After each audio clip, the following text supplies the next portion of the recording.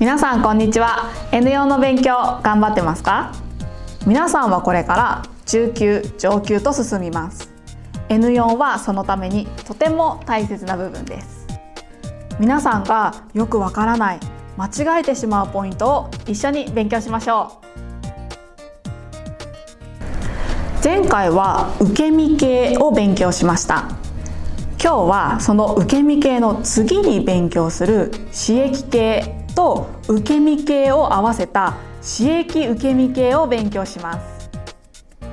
刺激受け身系の文というのはこんな文です。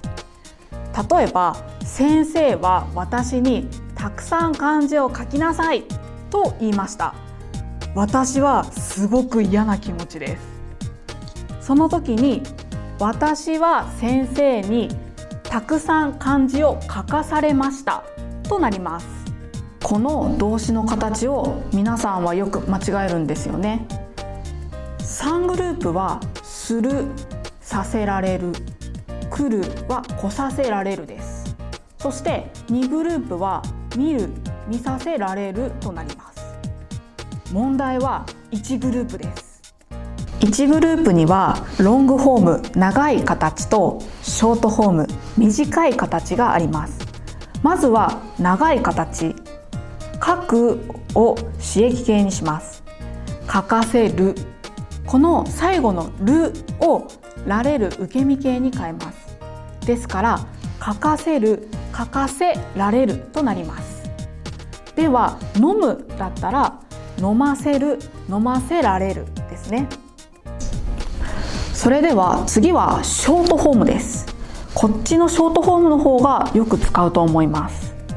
ショートフォームは書くを内形、書かないのこのないをカットします。そしてされるをプラスします。